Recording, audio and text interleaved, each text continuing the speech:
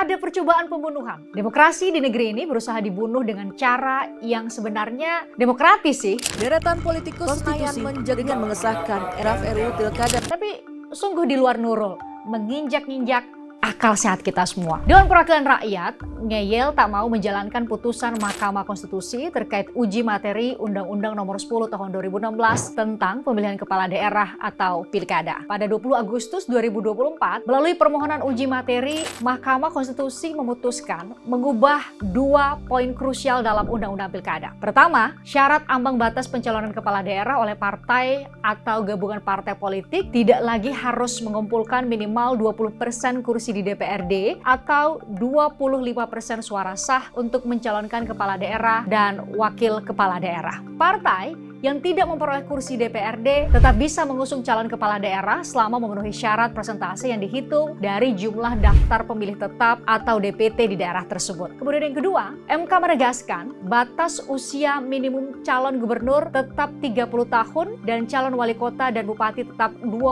tahun saat ditetapkan oleh KPU sebagai pasangan calon. Jadi bukan ketika dilantik. Secara konstitusional, sebagaimana diatur dalam pasal 24C ayat 1 Undang-Undang Dasar Negara Republik Indonesia, putusan Mahkamah Konstitusi bersifat final dan mengikat. Final artinya tidak ada lagi upaya hukum lain atau lembaga lain yang dapat menganulir putusan MK. Mengikat artinya siapapun, lembaga manapun termasuk DPR wajib, sekali lagi wajib mematuhi putusan Mahkamah Konstitusi. Tapi DPR ngeyel. Keesokan harinya 21 Agustus 2024, Badan Legislasi DPR pukul 15.30, fraksi-fraksi pun menyampaikan pendapat masing-masing. Pukul 16.55, mayoritas fraksi di Balik menyetujui revisi Undang-Undang Pilkada. Artinya, hanya butuh waktu sekitar 7 jam revisi Undang-Undang Pilkada disetujui di tingkat Balik. Wow! Belum pernah ada ya satupun rancangan undang-undang yang pernah dibahas secepat RUU Pilkada ini. Nah, melalui upaya revisi kilat tersebut, DPR ngeyel dengan berkukuh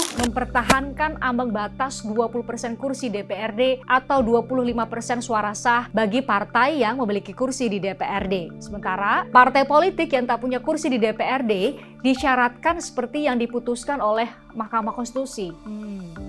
Amigo ya, kok partai-partai yang justru mampu dapat kursi dibuat harus berkoalisi, sementara partai yang belum berhasil lolos ambang batas justru semakin dimudahkan dengan syarat yang dibuat serupa dengan calon perorangan. DPR juga ngeyel dengan lebih memilih mengacu pada putusan Mahkamah Agung pada 29 Mei 2024 lalu yang mengabulkan uji materi yang diajukan Partai Garuda dengan menambah tafsir soal syarat usia calon gubernur dan wakil gubernur minimal berusia 30 tahun saat dilantik. Dua lembaga cabang kekuasaan yudikatif, Mahkamah Agung dan Mahkamah Konstitusi, seolah-olah diadu. Kedua lembaga tersebut sebenarnya secara konstitusional setara. Namun, kewenangan Mahkamah Agung adalah melakukan uji materi peraturan di bawah undang-undang terhadap undang-undang atau dikenal dengan istilah judicial review.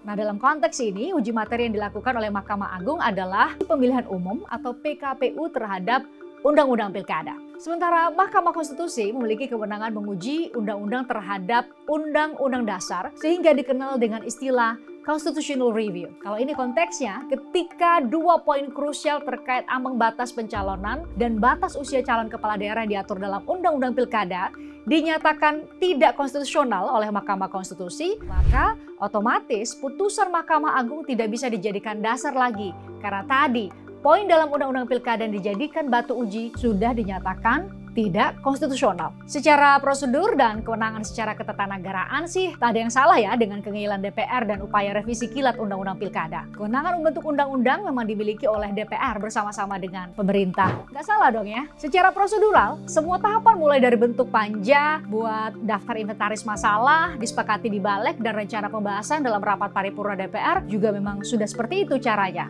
Ya, caranya sih memang benar, tapi tujuannya benar. Ini bukan soal menjegal Anies, membuka jalan Kaesang dan menutup pintu PDIP untuk mengajukan calon kepala daerah. Lebih dari itu, ini soal demokrasi yang telah berdarah-darah diperjuangkan dan dirawat sejak reformasi, tapi kini hendak dibunuh. Tapi jangan sampai kita kena prank. DPR harus menggelar rapat yang secara khusus membahas mengenai pembatalan revisi Undang-Undang Pilkada sehingga clear KPU harus mengacu pada putusan Mahkamah Konstitusi.